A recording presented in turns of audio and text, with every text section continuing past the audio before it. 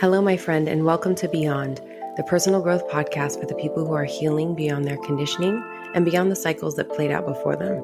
My name is Katie Lynn, and with 20 years of experience in the field of psychology and human behavior, I am bringing my natural curiosity, expertise, and personal life experiences here for discussions that are guaranteed to be informative, inspiring, and entertaining. I'm glad you're here. Let's get started.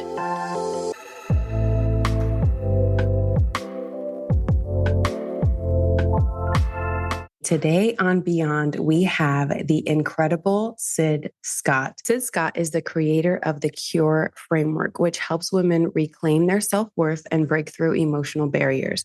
After 8 years in military counterintelligence, Sid now uses his expertise in listening to guide women through deep emotional work so they can live with purpose, inner peace, and self-love that doesn't need validation from the outside world.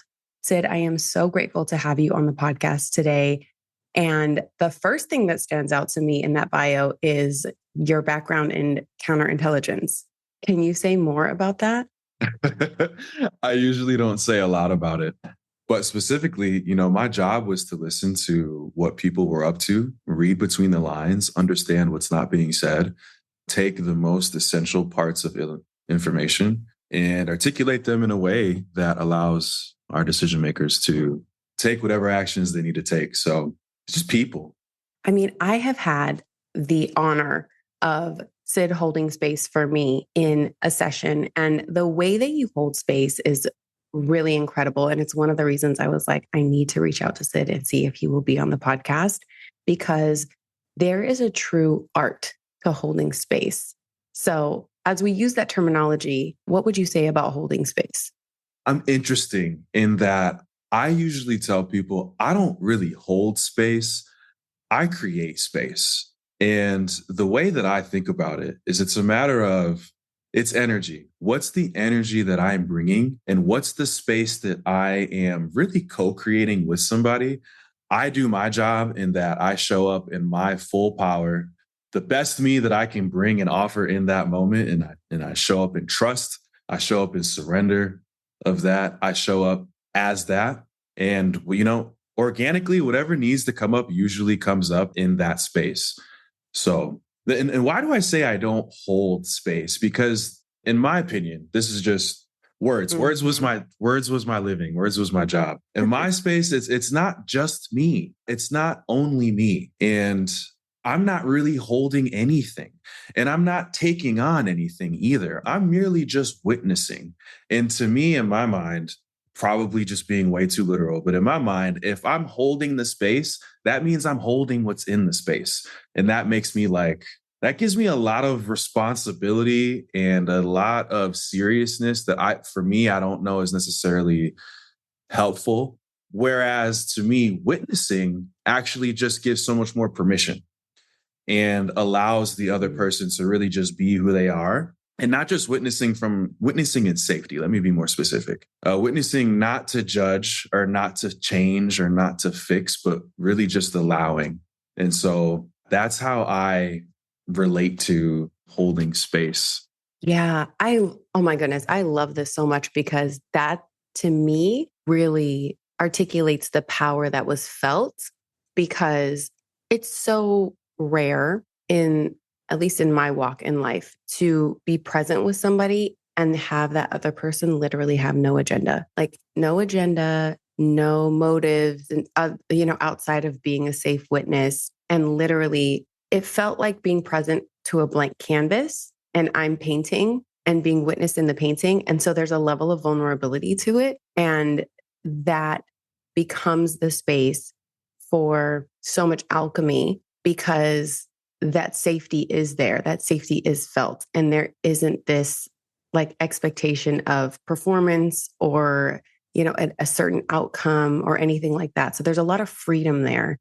And I think that's really magical for, you work with women, so I think that's really magical for women who walk in the world with so many demands, depending on how many sort of hats they wear in terms of mother, wife, professional, right? To have a space where they actually don't have to bring any of the hats.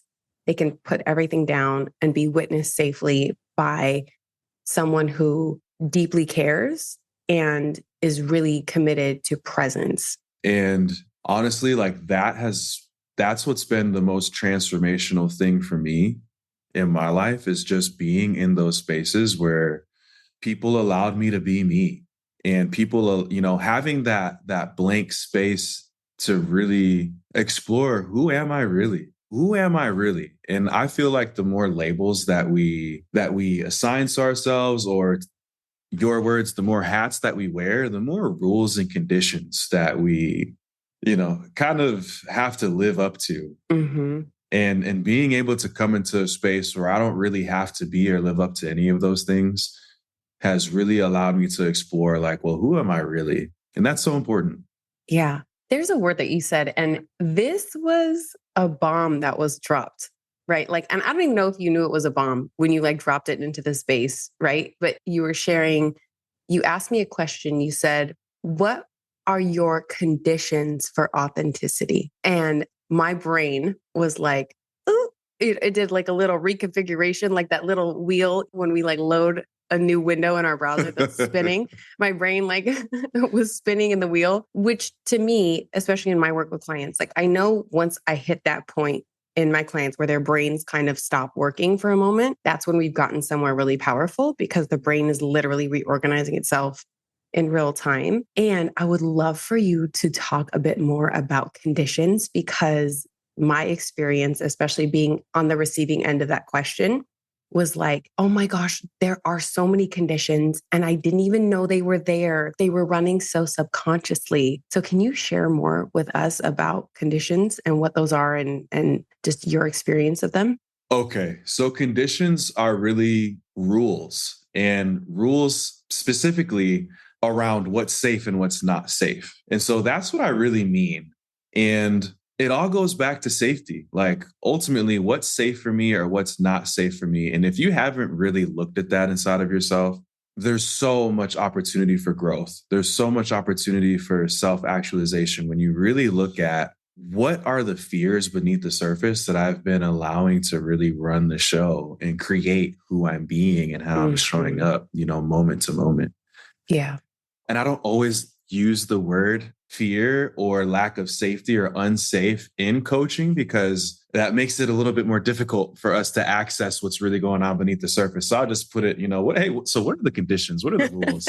Yeah. This is a little Little more workaround, accessible. right? A little more accessible. Just like how sometimes, we don't know, maybe you do this too. Like you don't necessarily like to call everything trauma or like use that word.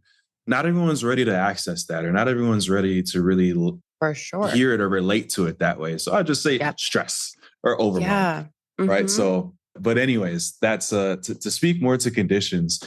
I've really had to look at the first one that I really wrestled with was just going back to authenticity and owning my own identity. Hmm. And this is something that I've had to navigate in terms of just my lived experience, right? My lived experience, for the listeners who have no idea who I am, I have a white mom and a black dad. And my white mom, very strict Christian upbringing, went to church school, was not allowed to go to public school, was not allowed to watch Harry Potter, because it was worldly. And then my dad, on the other hand, I split time between both households. There weren't really any rules. There was no religion, and there's just a totally different vibe. Hmm. And so having to figure out like who am I? Because when I show up a certain way in one environment versus the other, it's safe in one environment where it's not safe in the other. And so this is where I started to create the conditions around when can I really be myself and when do I have to shapeshift or change who I want to be. And doing that at such an early age, it's I'm still finding and picking up pieces of myself that I have like really left behind in the name of safety and fitting in and belonging in those different environments that I was raised in. Yeah.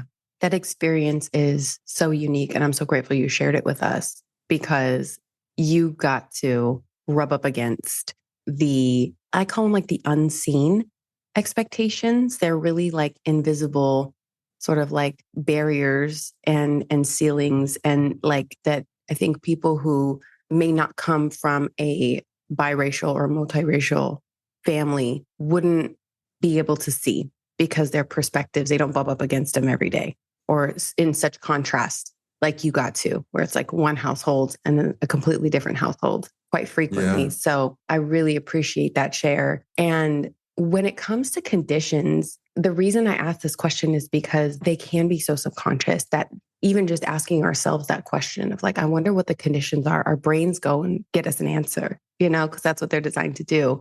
And what really I got to see when you ask that question is like, oh, these conditions do exist.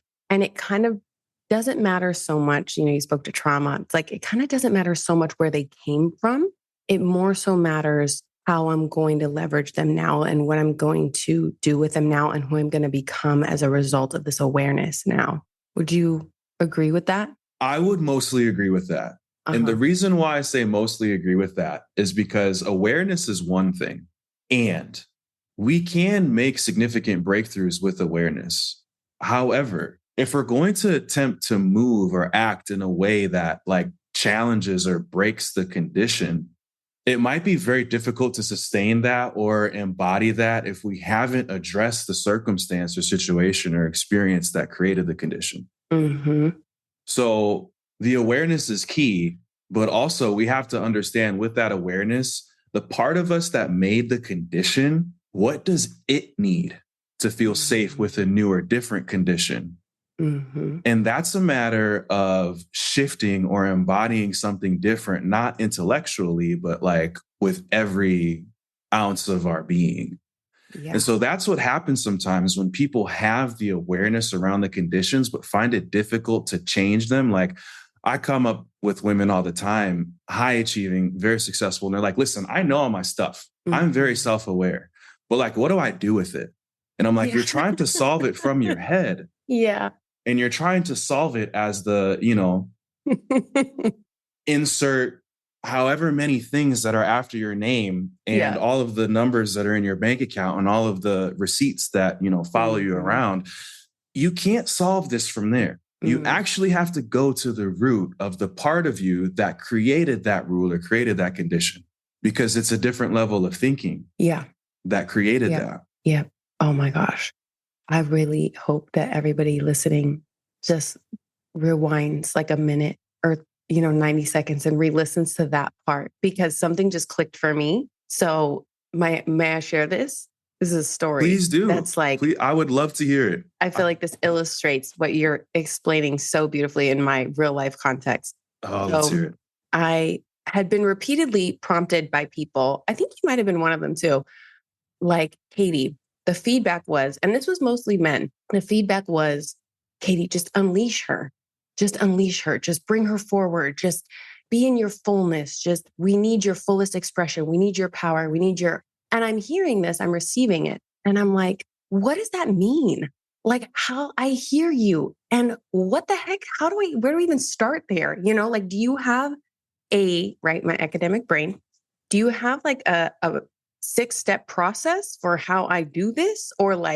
And my husband came to me and, I'm telling him how I'm really like, I'm being with this, right? And I'm being with it from a very different place of how do I move in my fullness, right? How do I move in my authenticity and being with all of the emotional stuff that gets kicked up as a result of this new way of being? And he came to me one day, from the purest place. And he said, babe, I will love you no matter what.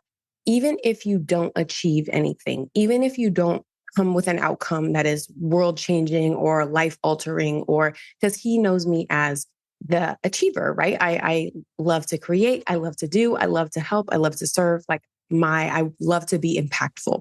So he was addressing any kind of insecurity that he may have perceived around the impactfulness, right, of my being, or any lack thereof that I may have perceived and thought, oh gosh, I have to be this for my husband, right? The fascinating thing that came up when he shared that with me, it popped up its head and it like a little animal that pops its head out of the ground and looked around. And I was like, in the moment I was like, oh my God, what is that? And it was actually that the fear was not that he would not love me if I didn't achieve anything. The fear was that he wouldn't love me if I did, because I came from a blended home where I have 2 older stepsisters. And my parents put a lot of energy and effort into trying to balance what all the kids got to receive and didn't get to receive. And so anything that I received that they were unable to receive, I would experience this shame around it because it wasn't okay because they couldn't really have it either. And why should I be excited about having something that other people couldn't have, even when they deserved it, even when they, when I would have wanted them to have it. And so I hear that in this reflection that you just shared of like, go back to that place where this condition originated of it's not safe and it feels really, really, really uncomfortable to actually have something that sets you apart from the whole. Thank you so much for sharing that. And I just got to say, if you're listening to this podcast right now and you didn't listen to the episode that they did, that you and Sanika did together, I think it's episode 39, maybe. I don't know. He's brilliant. And the two of you together are absolutely brilliant. And thank you. Yeah, it's very awesome. I loved listening to it. But anyways, that's a sidebar. That's a side tangent. Thank you. What I'm hearing and what I'm taking away from what you shared is he saw like a younger part of you present, and like a good dad just told her what she needed to hear in that moment. And I think the thing that's so important for each of us to understand, first of all, let's unpack this thing about full self. I need to be fully authentic. I need to be fully expressed. Fully expressed in my feminine, fully embodied. It's like, I just want to shake some of you and help you see that this is still that high achiever part, applying pressure that doesn't need to be there. That's just so unnecessary. So just drop the question, drop the whole need to be fully anything, because that's just you trying to operate under that old, tired, exhausting paradigm of just needing to do the most. There's no need for perfection. Let's just get rid of the word fully. Let's just let it go. Let's just drop it. Let's just stop saying it. I don't need to be fully anything, because there's just so much perfectionism and like unattainable, unreachable expectations. For what? For why? Now, with that being said, recognizing and understanding that each of us in any given moment is bringing all of these different parts of us to the moment at any given time. At any given time, 5-year-old Sydney could pop his head into the room and try to take over, or 14-year-old Katie could pop up and be like, hold on, I don't flag on the play. I don't like what's happening right now. Yeah. And when you put the pressure on yourself to be fully anything, it almost like eliminates, ironically, the ability to be fully yourself. Because if I'm fully this, then I'm really essentially alienating these other aspects of myself or parts of myself that simply are not that and don't need to be. Yeah. Yeah. I mean, as you were saying this, I had this visual of me like walking outside to the tree and asking the tree, like, hey, were you fully a tree today? Like, did you fully show up and show out today? And like, it's comical, right? Like for me to be like asking the tree. So why do we do that to ourselves? Your point is so poignant, because it's like, how would we even know? How, like according to what standards, to whose rules and who made them and when, and are they actually like working for us, And this idea of safety, I love so much, because I feel like, especially in my relationship with my husband, we really hit this beautiful, we're 3 years in, married, we'll be 6 years together in December. And we hit this beautiful space at the beginning of this year of a different level of safety. And I think what we realized together is that we can create our own safe bubble as a couple, especially because both of us are pretty front facing in the world in terms of what we do and how we show up. And, and we knew that this year was going to be a significant year in terms of launching projects that were more public, right? He had some projects that came out that were very public, that were controversial. We knew that was coming. And for me, like the podcast and just making more of an effort to bring myself out of this like behind the scenes hermit mode. And we decided one night in the kitchen that like, look, we always have here. This is like home base. We can bring anything here, and whatever happens out there in the world, we can always come here and anchor into this safety that exists for us. And it reminded me that that's available. That doesn't have to be in romantic partnership only. That can also be within ourselves. And we can create that. We can create that. And we have to learn how to create that. And if we haven't been able to create that for ourselves, usually we require someone to help us experience it, right? For Like sure. we need someone to help us experience what it feels like to feel safe inside of ourselves.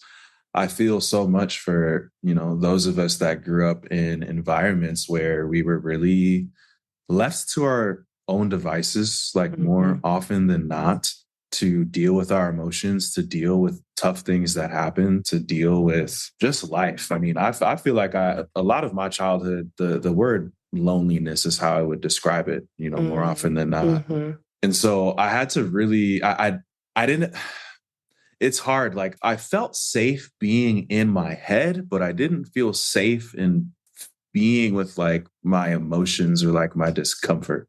I felt safe in like intellectualizing everything that was around me because I didn't know like what else to do.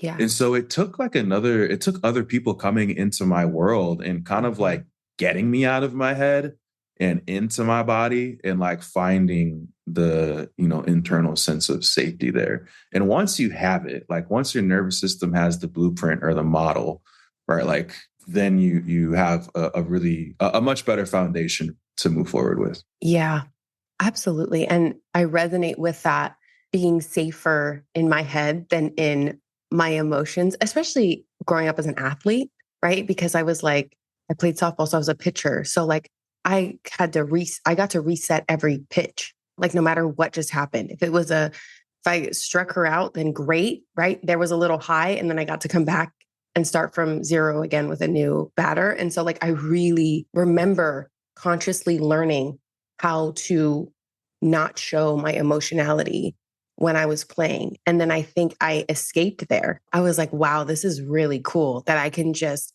kind of tuck these feelings away and not deal with them.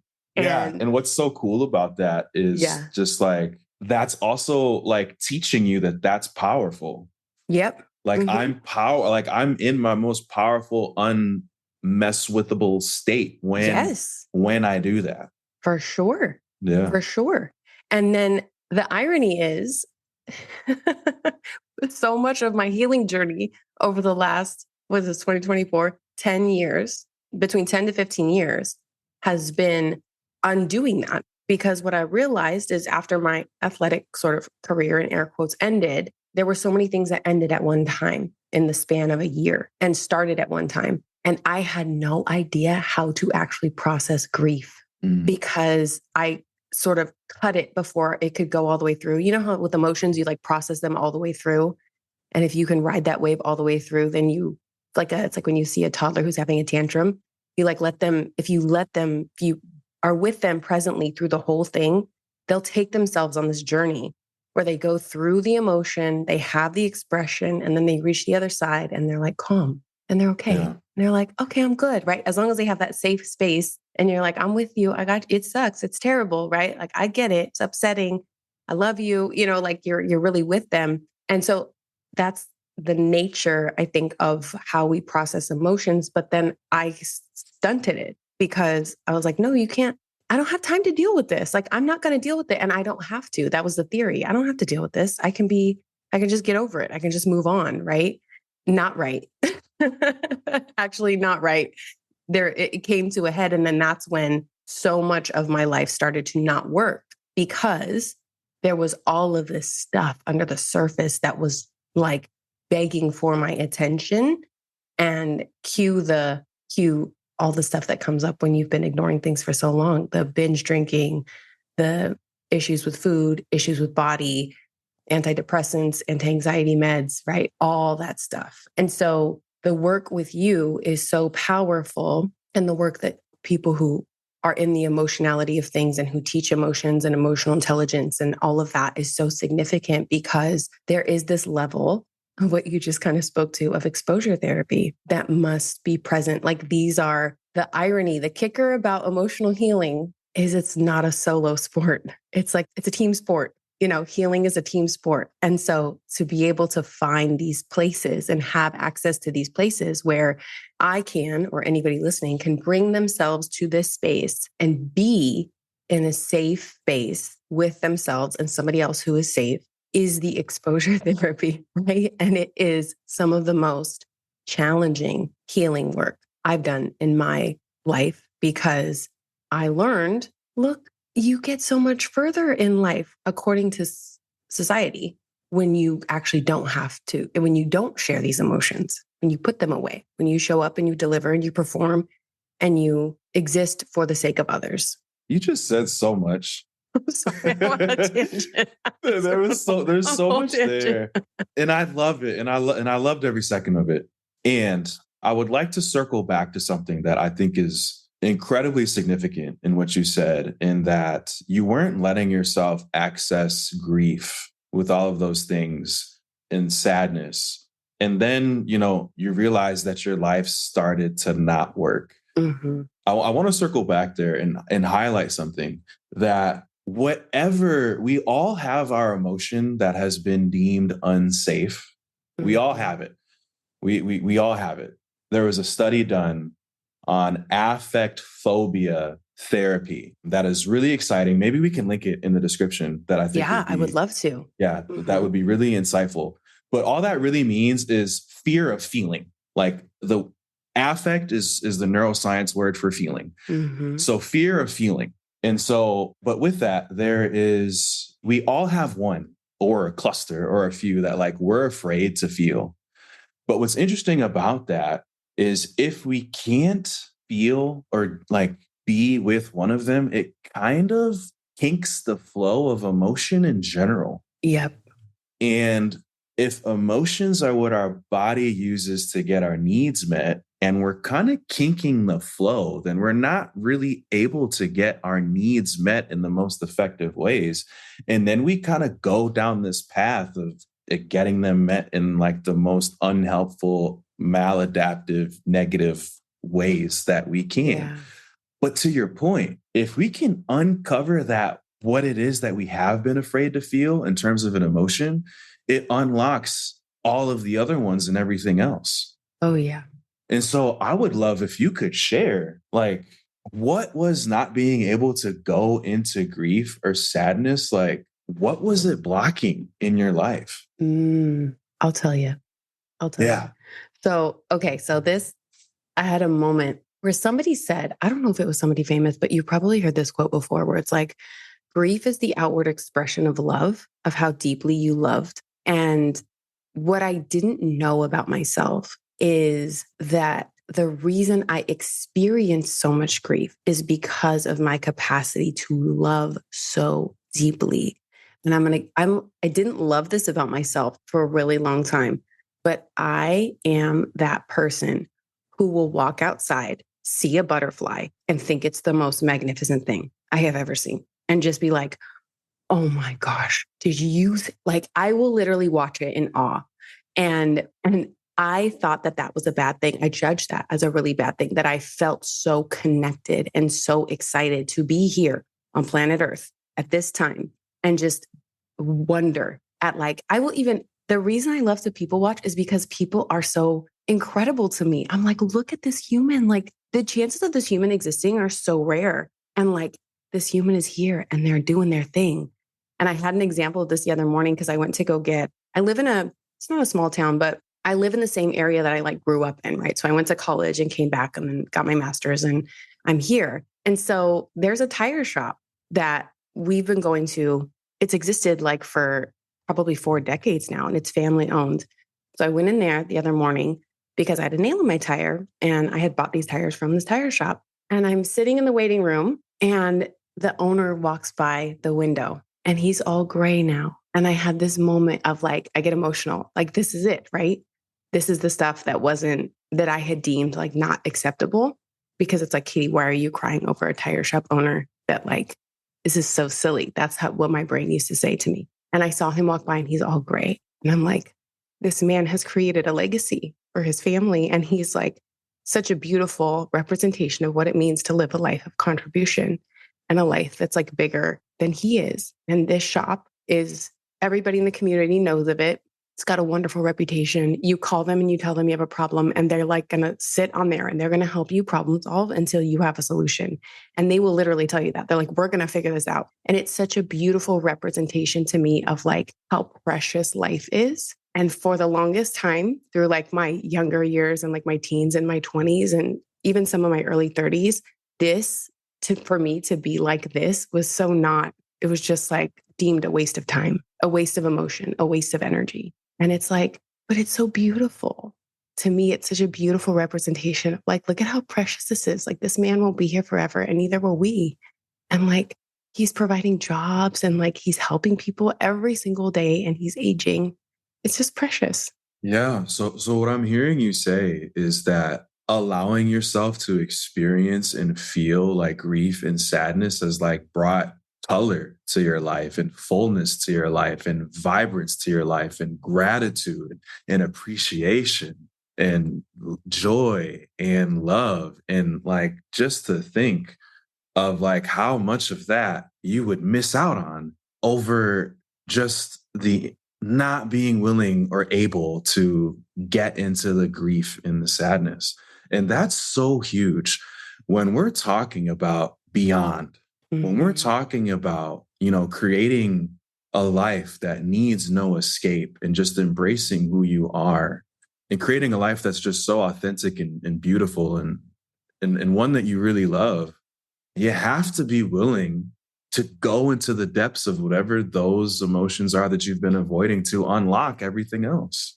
Yeah. And Sid, it's so incredible. Like first of all, I'd like to say it's so uncomfortable. Like the work of me growing to this point in myself of being able to tell you like, hey, I sat at the tire shop and wept because, because I saw this wonderful man, and remember him being in his youth and being younger and not gray.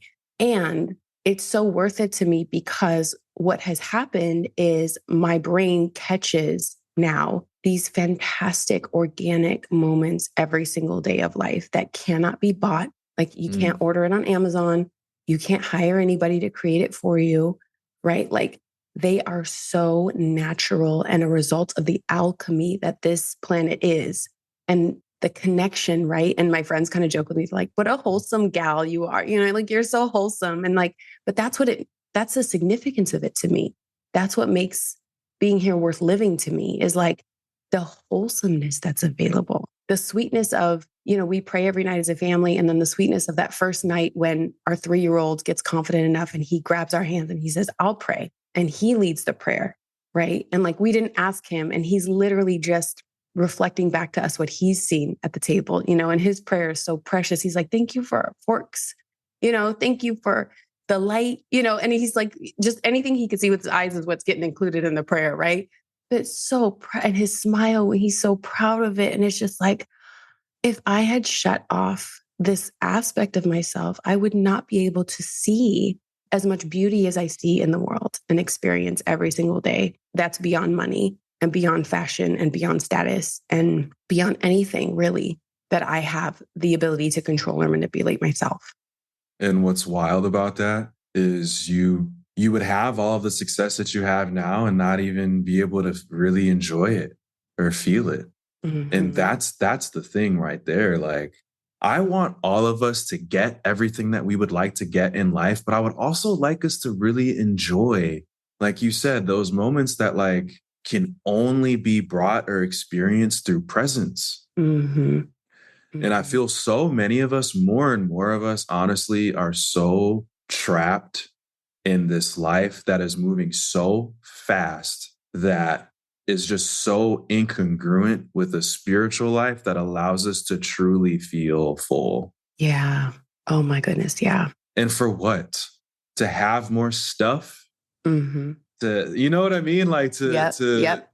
This obsession with self-quantifying. I'm obsessed with how many steps I got. I'm obsessed with how many calories I burned. I'm obsessed with how many leads my business brought in this month. Like we're just every number, every metric that we can track, which, okay, like I understand the importance of that. But if we're not careful, we will miss the most important things. Absolutely. And the availability, like I really feel like the fact that people like you exist now and are so available for anybody listening to say yes to like, let me see what this is, let me explore this, is so powerful and such a reflection of the abundance that exists here now and the abundance that becomes so readily available when we can, to use your words, unkink that hose and show up for it, because like it's everywhere. And I like to say that God is always working to pleasantly surprise us. And my days are full of pleasant surprises, even in the moments that are plenty where it's not going the way I thought it would, where it's not like, oh, I had this idea. My idea was so cute and I gave it to God and God was like, we're going to upgrade that real quick. Just follow my lead and being in that surrendered place. And there's also so much power in you being a man, because one of the things that I also became very aware of is, Sid, the first time I ever saw my dad cry was when I married Sanika. So I was 35 when I saw my dad actually cry. I'm talking like, like the sniffle, like caught up in the emotion. Right. And it was the most beautiful thing. Like I will have that memory for as long as my memory works, But I remember thinking, oh my, and I told Sanika, babe, my dad cried today. Like I saw my dad in his emotion and I knew that was a form of his belief in us as a couple because his heart was there fully, And to double on that, that means that for 35 years, I had a father who subscribed to the culture that men don't express their emotions and men are not supposed to be that way. And so part of my healing was finding places with healthy men who could be that presence and I could emote with them and they could reflect back to me, right? Like part of my healing journey was learning how to be in my emotion with a male, because my dad did his duty, right? He believed in as a provider, as a protector. He nailed it in those realms. And he wasn't the person I brought my emotions to because that space wasn't consciously there for me. Even though now I can look back and be like, he was always there, right? He would always come in if he felt like I was having, a problem or needed support, even still to this day, right? My parents are such generous, beautiful people. And that's a thing. And especially having gone through tumultuous relationships, right? Which is what we create when we do have kinks in our hose, right? Yeah. If we're being honest and I'm cleaning up my side of the street, like, look, I can look back and be like, those relationships didn't work because there was probably a couple kinks in my hose. And then healing that and being like, look, I may have written a story about this, that men are not safe. Men are not, emotionally available or whatever that story is. And that story is not accurate because there are definitely, absolutely men that show up and exist in this way. And I can find them. And that's why it means so much to me to have people like you, people like Sanika, people, on the podcast that I know and have experienced that in real time with them. So I want to acknowledge you for that. But I also want to add that for the listeners of like, if you have that in your history of like men are emotionally unavailable, it's like, let's maybe give ourselves permission to explore that and maybe even challenge that in a beautiful way. Yeah, for sure. Such a cool share. When I was listening to the podcast, I was like, I want to be like that. I want to send my kids a daily word. I'm like, I'm doing my study anyways. Like, why don't I share it? And also just to add on that, like it's my belief that men in the house are to be like the representation of God in the house. Mm-hmm. And we're supposed to be able to bring everything to God in those moments of prayer. We're supposed to be able to bring everything, all of the mess, all of the fear, all of the doubt, sadness, anger, grief, the full spectrum, right? Mm-hmm. Mm-hmm. And so for me, that means I have to be available for the full spectrum of emotions in myself. And I have to be able to give that to my kids. So my wife and I just bought a house. Congratulations. Thank you. That's awesome. Thank you. And I've been, I already think about my kids that aren't here yet, like every day, but even more so now that I'm in the house and I'm just thinking about like, as I'm walking through this house, like, how are they going to experience God in this house? And one of those things that I think about is like, am I really open to like some of the things I might be feeling right now? And am I able to express them? Like, am I able to communicate them? And I know we're coming up on our limit here for time, but I want to share one quick story. My wife Please and I do. were 2 weeks ago. We were in a retreat. I wasn't prepared to tell this story, so I don't have the all of the information readily available. But there's one particular piece that I want to pull out that I do remember very tangibly. I was pressing on like a part of me that just didn't allow anything to feel enough in terms Mm, of my output. And I didn't really receive compliments very well or acknowledgement very well. And I knew this about myself on some level. I accepted this about myself on some level. And I figured that this was resolved. And I was mhm, wrong. And as I was like digging into that a little bit more, and she was right there next to me, I was like, oh, this is the pocket. Okay, this is here. And then I had to make the decision right there. I could do one of two things. I could swallow this right now and tell myself that I'm going to work through it later, or I could do this right here, right now, and let her be a part of it. And this little boy came out that me and him, we're locked in, right? But I didn't mhm, know how much this was still a thing for him. I was talking about how, I've done this. He was saying like, nothing I ever do is like cool. mm, My mom doesn't think anything I do is cool. And I was like, wait, really? And what I realized in that moment is like, wow, there's a grief, there's a sadness there for mhm, one. And with that, being able to go there and feel that, one, I was able to understand, oh, okay, the reason why I do this to myself all the time with nothing ever being good enough and not seeing it through more is because I'm missing that acknowledgement, that pat on the back, that validation of my light and my gifts and my skills, right? Okay, okay. This is a whole other podcast episode. I'm trying to bring the fruit that is the most useful to someone listening. So I shared that moment with her, with tears, literally showing up. That little boy was showing up and letting her rub me on the back and not trying to change me or do anything with it, but just being there as that's happening. Fast forward, we had closed on our house and we're on our way home, driving to the house. And mhm, she was like, oh my God, like she's like Tigger. She's the perfect embodiment of the woman that I absolutely need to like heal my soul on every single mm, level. And I couldn't necessarily see it as much as I can see it now because mhm. of that moment we shared this past weekend. It's gonna make sense. Just stay with me. I'm landing Yeah, the plane. yeah. So we're driving home and we're coming to our new home. We close, it's ours. And she's like, how do you feel? How do you feel? And she's on 10,000 actually. Mhm, And I gave her my usual response, like, it's cool. It's mm, cool. Like just calm. Just it's cool. And she didn't just take that because she understood what was happening. So she started clapping. She started getting excited. She's like, Sydney, you did such a good job. Like I told you, like I wanted a home and like you found us this beautiful home and like you made it happen. And I'm so proud of you. Like just laying it on thick and like clapping, like, mm, and something in me broke, Katie. mm, Like something in me just broke. I all of a sudden I had this smile that like I couldn't put away. It was like a painful smile. And I started like giddy laughing like a child. And there was a part of me that came up for a second that was like, wait a minute. Like, what are we doing right now? You're doing this in front of her. Like, pump the brakes. mm, Like, pump the mhm, brakes, dude. Like, hold on. Like that conditioning, right? But then but sitting with all parts of myself in that moment, I was like, yes, I hear you. And she understands. And we need this right now. mhm, She's not looking at you any differently in this moment. She's not judging you differently in this moment. She's loving you more in this moment. And you're opening yourselves up to so much more love in this moment. And this is what you want. I was like, okay.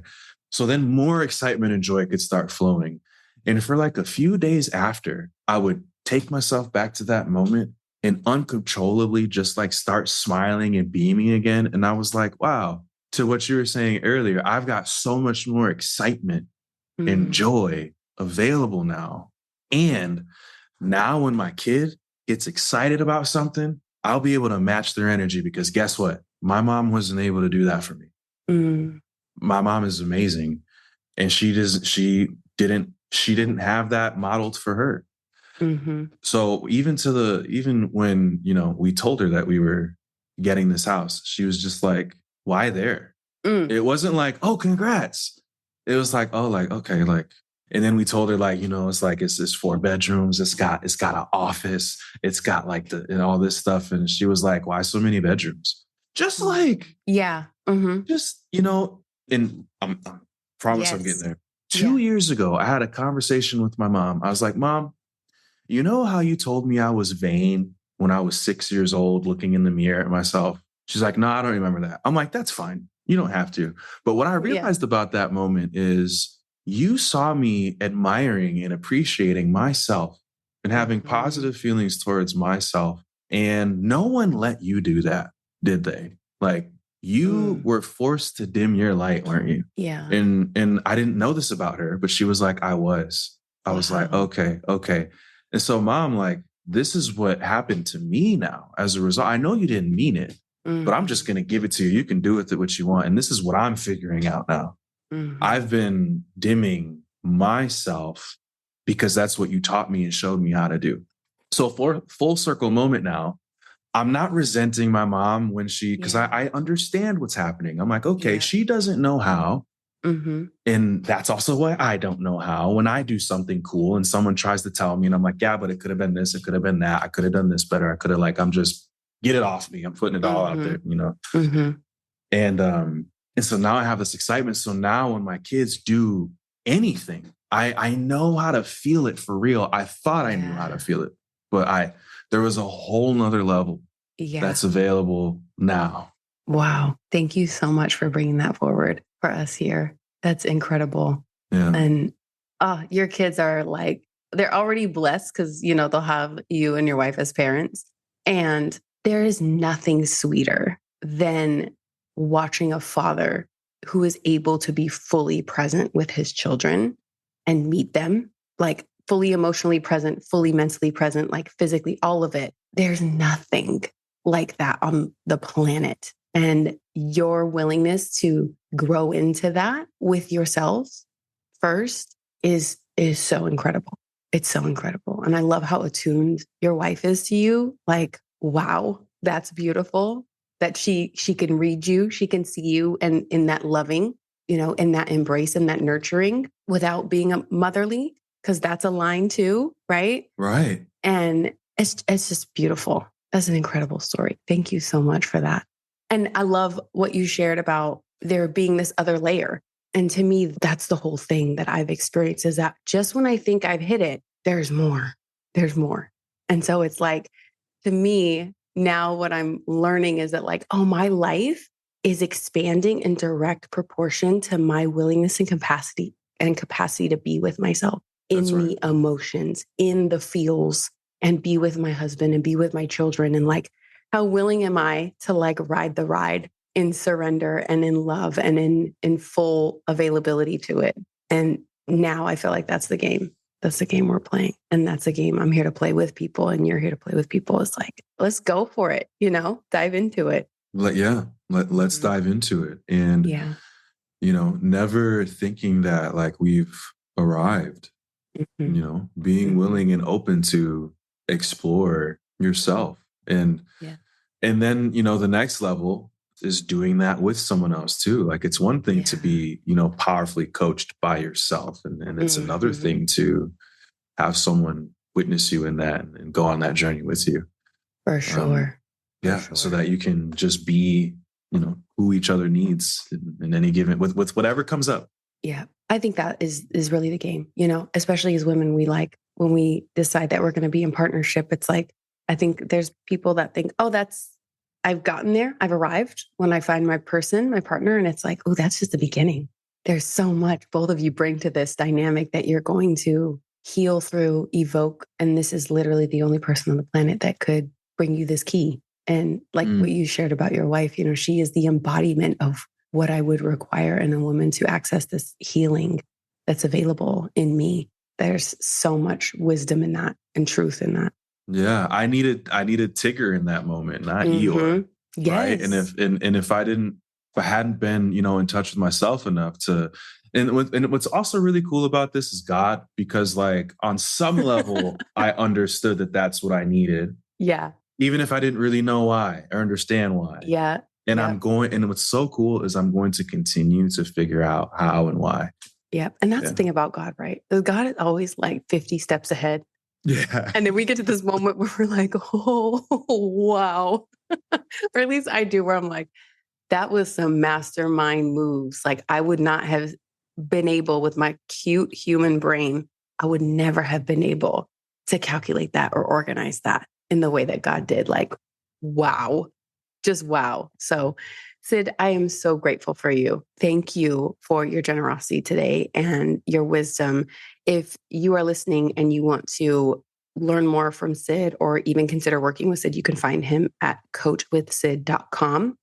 If you'd like him in your inbox via email more consistently, you can go to thecalmrebellion.com and put in your email address there and get the like nuggets of wisdom that you deliver every so. Is it weekly? It's weekly. Yeah. It's weekly. All right. Any last words? Anything else you'd like to say? No, I just thank you. Thank you so much for having me on. And I look forward to anyone who listens to this and wants to connect. I look forward to getting to know you. Yeah, my pleasure. As we complete this episode, I would love to know your insights, takeaways, and feedback. You can message me on Instagram at Katie Lynn Rojano or send them via email to katie@katielynnrojano.com. Any products or digital downloads I mentioned can be found via the link in my Instagram bio. If you enjoyed this episode, I encourage you to share it with at least one friend and leave a 5-star review so we can get these impactful dialogues into the lives of even more people. I would also like to thank my guest for their vulnerability and generosity in allowing us to learn from them and grow alongside them. Until next time, friends, let's go beyond.